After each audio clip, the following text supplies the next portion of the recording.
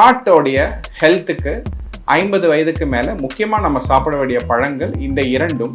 இது இரண்டுமே டயபெட்டிக் ஃப்ரெண்ட்லியாகவும் இருக்கிறதுனால அதுக்குள்ளே அந்த பூண்டு நல்லா மசிஞ்சிரும். அதை ஃபில்டர் பண்ணி இதை காலையில் குடிக்கிறது ஹிருதயத்துக்கு ரொம்ப பலமாக இருக்கும். அது மட்டும் இல்லை, உடம்புல இருக்கிற கொழுப்புகளை கரைக்கிறதுக்கு இது ஒரு அற்புதமான மூலிகையாக அமையுது. ஹார்ட்டுக்கு முக்கியமான ஒரு மூலிகை இது. பரவலாக நம்ம வீட்டில் இருக்காது, ஆனால் நாட்டு மருந்து கடைகள்லையும் சித்த ஆயுர்வேத மருந்து கடைகள்லையும் ரொம்ப பிரசித்தி பெற்ற ஒரு மூலிகையாக இது கிடைக்கும். அது என்னன்னு கேட்டிங்கன்னா,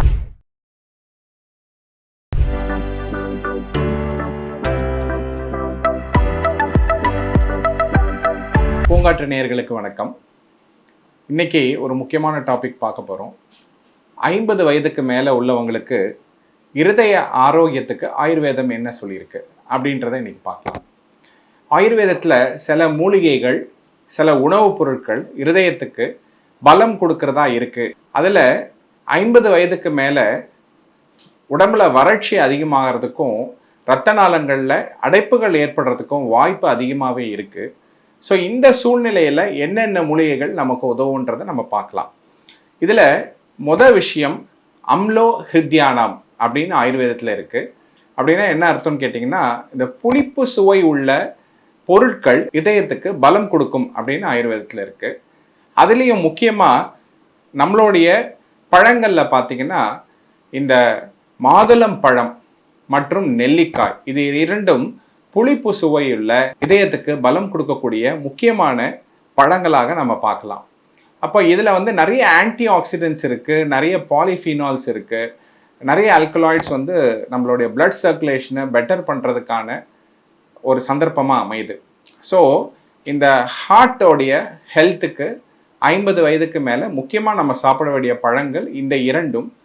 அதில் இது இரண்டுமே டயபெட்டிக் ஃப்ரெண்ட்லியாகவும் இருக்கிறதுனால 50 வயதுக்கு மேலேயே எல்லாருக்குமே ஹைப்பர் டென்ஷன், டயபெட்டிஸ் இருக்கும் போதும் கூட இந்த பழங்களை அவங்க தாராளமாக சாப்பிட்லாம். இதை எப்படி சாப்பிடணும் அப்படின்னு கேட்டிங்கன்னா, பொதுவாக எல்லாரும் காலையில் ஒரு ஜூஸ் குடிச்சிருவாங்க. அந்த மாதிரி இல்லாமல் இந்த நெல்லிக்காயை வேக வைத்து டெய்லி ஒரு நெல்லிக்காய் அளவு மென்று சாப்பிடுவது சிறந்தது. அதே போல் மாதுளம் பழத்தை உரித்து மென்று சாப்பிடுவது தான் சிறந்தது. ஜூஸ் போடுவதோ இல்லை அது கூட பால் சேர்த்து சாப்பிட்றதோ கட்டாயம் நம்ம தவிர்க்கணும். சரி, இதுக்கு அடுத்தது நம்ம கிச்சனில் இருக்கக்கூடிய இன்னொரு முக்கியமான மூலிகை, இருதயத்துக்கு ரொம்ப அவசியமான ஒரு மூலிகை என்னன்னு கேட்டிங்கன்னா, அதுதான் நம்மளுடைய பூண்டு.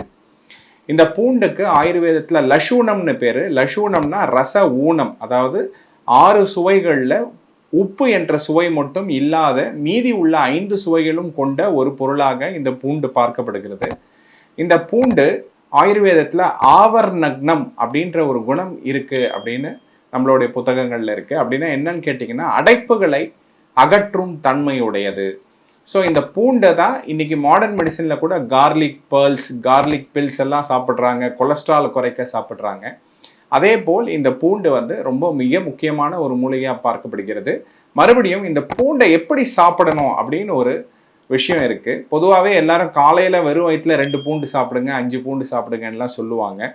சமையலில் சேர்த்த பூண்டுகளை அதிகமாக சாப்பிடுங்கன்னு சொல்லுவாங்க.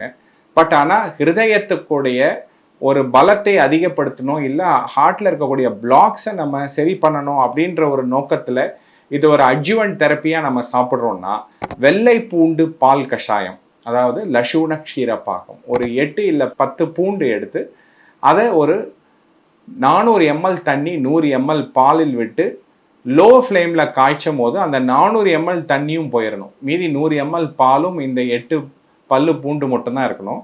அதுக்குள்ளே அந்த பூண்டு நல்லா மசிஞ்சிரும். அதை ஃபில்டர் பண்ணி இதை காலையில் குடிக்கிறது ஹிருதயத்துக்கு ரொம்ப பலமாக இருக்கும். அது மட்டும் இல்லை, உடம்புல இருக்கிற கொழுப்புகளை கரைக்கிறதுக்கு இது ஒரு அற்புதமான மூலிகையாக அமையுது. இதுக்கு அடுத்து நமக்கு மறுபடியும் கிச்சனில் இருக்கக்கூடிய ஒரு முக்கியமான ஒரு பொருள் இஞ்சி. இந்த இஞ்சியை நம்ம இஞ்சியாகவும் சமையலில் சேர்த்து சாப்பிடலாம், இல்லை சுக்காகவும் சேர்த்து சாப்பிடலாம். இது 2 முறையிலுமே இருதயத்துக்கு பலம் கொடுக்கக்கூடிய சத்துக்கள் இந்த இஞ்சிலையும் சுக்குலையும் நிறைந்து இருக்கு. ஆனால் இந்த இஞ்சும் சரி பூண்டும் சரி, இது ரெண்டுத்தையும் நம்ம எடுத்து வதக்கி வறுத்து சாப்பிட்டோமானால் அதில் இருக்கக்கூடிய சத்துக்கள் நமக்கு கிடைக்கிறதுக்கு வாய்ப்புகள் மிகவும் கம்மி. அதனால் இது வேக வைத்து, அதாவது கூட்டுகள், பொரியல் இந்த மாதிரியான விஷயங்கள் செய்யும் போது பூண்டையோ இஞ்சையோ அதில் போட்டு வேக வைக்கும் போது அந்த சத்துக்கள் நமக்கு பெட்டராக கிடைக்குது. இந்த அசிடிட்டி, ஹார்ட் பர்ன், கேஸ் இருக்கிறவங்க இதை வெறுமனை சாப்பிடும் போது அந்த பிரச்சனைகள் அதிகரிக்கிறத நம்ம பார்க்கலாம். அதனால் அவங்களுக்கு வயிற்றில் புண் இருக்கிறவங்க இதை ராவாக சாப்பிட்றத அவங்க தவிர்க்கணும். அடுத்து ஹார்ட்டுக்கு முக்கியமான ஒரு மூலிகை, இது பரவலாக நம்ம வீட்டில் இருக்காது, ஆனால் நாட்டு மருந்து கடைகள்லையும் சித்தா ஆயுர்வேத மருந்து கடைகள்லையும் ரொம்ப பிரசித்தி பெற்ற ஒரு மூலிகையாக இது கிடைக்கும். அது என்னன்னு கேட்டிங்கன்னா அதுதான் மருதம் பட்டை. இந்த மருத மரத்தில் இருக்கக்கூடிய பட்டைகளை எடுத்து அதை கஷாயம் செய்து, அதை பால் கஷாயமாக கூட செய்து அதை குடித்து வரும்போது நம்ம உடம்புல இருக்கிற கொலஸ்ட்ரால், நம்ம ஹார்ட்டில் படியக்கூடிய கொழுப்புகள் இது எல்லாமே கரைக்கிறதுக்கு அது ஒரு முக்கியமான மருந்தாக அமையும். ஸோ இந்த மருந்துகள் எல்லாமே நம்ம ஒரு தகுந்த மருத்துவரின் ஆலோசனைப்படி கேட்டு நம்ம பயன்படுத்தினோமானால் நமக்கு இருதய பிரச்சனைகள் சீக்கிரமாகவே குணமாகும். இருதய பிரச்சனையும் வரும் வாய்ப்பு இருக்கிறவங்க இதை சாப்பிடும் போது அந்த பிரச்சனைகள் வராமையே அவங்கள காத்து கொள்ளலாம். நன்றி, வணக்கம். பூங்காற்று இது நாளைய நல்வாழ்விற்கான வழிகாட்டி.